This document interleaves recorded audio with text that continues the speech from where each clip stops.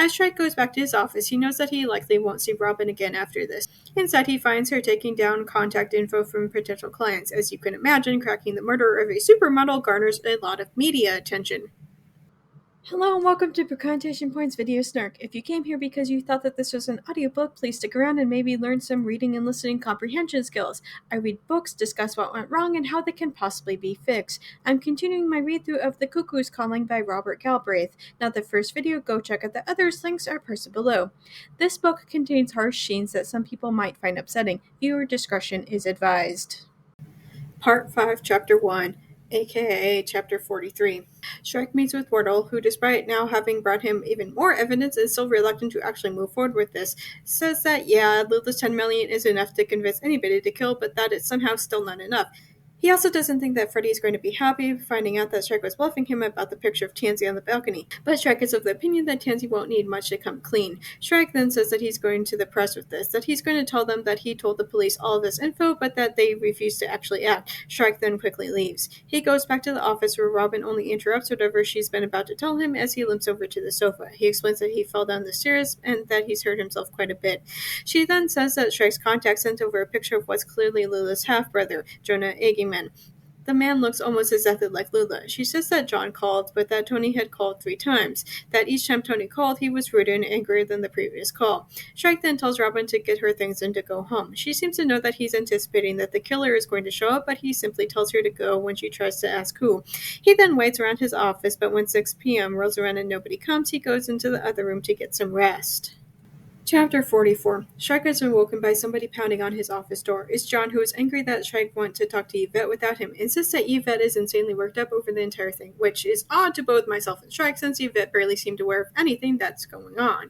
He then explains to John that while visiting with Yvette, he found Lula's will in the handbag, which is obviously given over to the police, but then he explains that all of the money was given to Lula's brother, Jonah Eggman. John is instructed to look at the photo of Jonah still up on the computer. He goes on to explain that this was the person running away on the CCTV footage that Jonah was living in the area with his own mother. I said you're batshit insane. You killed your sister, got away with it, and then asked me to reinvestigate her death. No.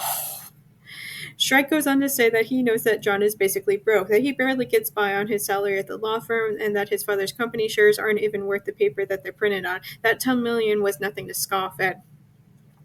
Rochelle didn't realize you were the killer. She thought Jonah had pushed Lula off of the window, and she was bitter enough after seeing a will in which she didn't feature and being dumped in that shop on the last day of Lula's life not to care about the killer walking free as long as she got the money. Shrek laughs at the idea that John had gone out of his way to prevent Shrek from finding Rochelle, even going so far as to remove photos of Rochelle from Lula's computer, but in the end it didn't even matter, that the will had been in Yvette's closet this entire time.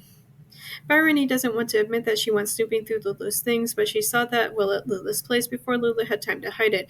Bryony's dyslexic, though. She thought Jonah said John. She tied that in with Sierra saying that Lula was leaving her brother everything and concluded that she didn't need to tell anybody what she'd read on the sly because you were getting the money anyway.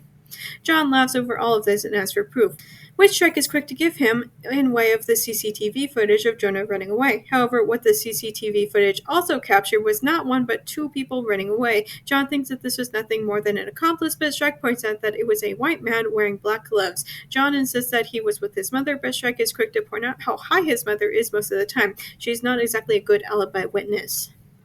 Shrek then takes John through that fateful day. He knows that John hadn't been given Lula's new contract to look over, that Lula didn't even like her brother all that much. Upstairs, Lula got into a screwing match with him. Lashinka thought that it was about Evan, but it was really about how Lula wouldn't give him any more money.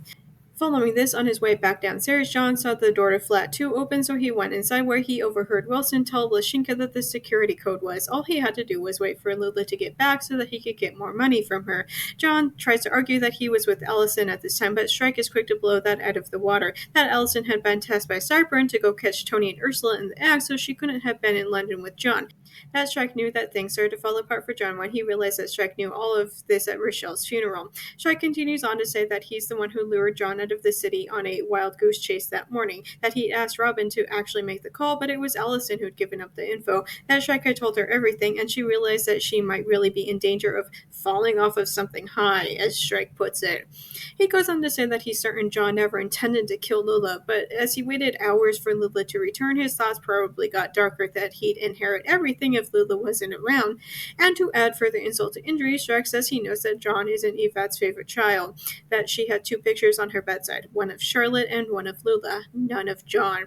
John insults Shrek's own mother, which Shrek scoffs at, as if John did his research to find a patsy he could play like a violin. My main problem with this is, why did John hire Shrek in the first place? He would have 100% gotten away with it. He had gotten away with it. The police ruled it a suicide and the world was moving on. Did he think that Shrek was somehow so incompetent that he would be unable to uncover the truth of what really happened?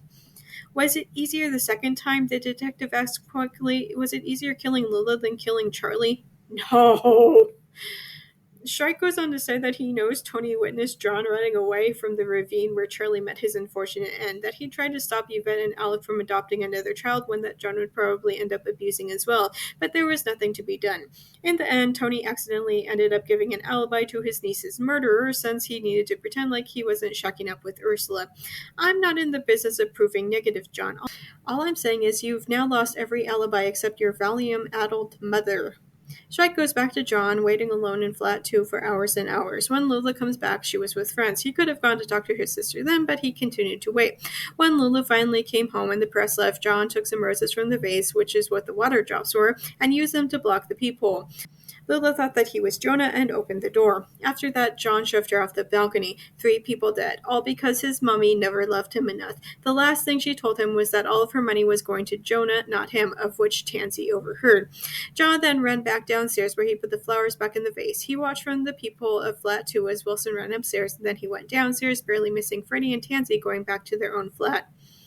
And you ran, didn't you? Hoodie up, face covered, gloved hands pumping. At the end of the street, you saw another man running for his life, away from the corner where he'd just seen his sister fall to her death. You didn't know each other.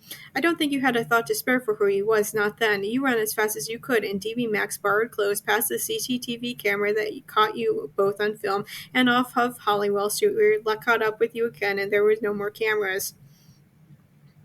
However, Shrike thinks that John's downfall came in his arrogance, as it usually does. He says that the police should now have a warrant to search the safe in Yvette's closet by now. John then attacks Shrike with a knife. The two of them fight for about a page before Robin comes in and screams at Shrike to stop, that she's already called the police and for an ambulance. Shrike tells her to call him a cab because he doesn't want to ride in an ambulance with John. Before he goes, he grabs his phone, which had recorded the entire thing.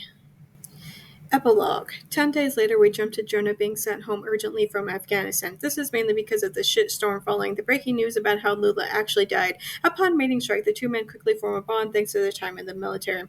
Then Jonah tells Shrike about his dad's deathbed confession about his affair with Marlene, that he wasn't even sure if Marlene hadn't aborted the baby or not, but wanted to spare his wife the misery of it all. Even after he died, he wanted Jonah to keep this a secret. Yeah, but fuck me, it was weird. Would you believe it if some supermodel called you up and she told you that she was your sister? The two of them had kept their sibling relationship a secret, Jonah to keep it from his mom and Lula to keep it from the press. The day she was murdered, she called Jonah up and begged him to see her before he went back to Afghanistan. He eventually agreed, but showed up on her street in time to witness her murder. Shark tells Jonah that Lula had found out earlier that afternoon that John had killed Charlie, that her frantic calls to Tony were because she obviously wanted to try and confirm this story, that she wanted to see Jonah because she wanted to be by somebody she could trust who loved her. I had my secretary tip him off at Rochelle's funeral that I was getting death threats from a man who wanted to slit me open. That planted the seed in his head. He thought if it came to it, he'd try and pass off my death as the work of that poor old Brian Mathers. Then presumably he had gone home, doctored his mother's clock, and tried to pull the same trick all over again. As the two of them leave the pub, Shrike thinks about how Jonah must be feeling now, how rich he is suddenly, of how he came into that money. Jonah asks to be sure that John won't walk on this. Shrike tells him that the police found Rochelle's phone in the safe, that the code had been set to the date Charlie died, because of course it was. As Shrike goes back to his office, he knows that he likely won't see Robin again after this. Inside, he finds her taking down contact info from potential clients. As you can imagine, cracking the murder of a supermodel garners a lot of media attention. There had been plenty written about police incompetence. Carver had been snapped hurrying down the street, his jacket flying, the sweat patches just visible on his shirt, but Wardle, handsome Wardle, who had helped Strike being stow in, as a thank you to Robin for all of his help, Strike gives her the expensive dress she tried on at the shop. He can afford it now that he's got steady work lined up, but despite all of that, he can't match what she'd be making at her new job. However, Robin is determined to stay on and offers up a number for Strike to pay her, which he happily accepts. The book ends with Strike going to a doctor's appointment for his prosthetic leg, which is random, but I don't know how else than anybody expected for this book to end. So, final thoughts time. When I first started reading, I made a comment about the 3-point whatever rating that this book had, and now that I'm done, yeah, 3 stars seems about right.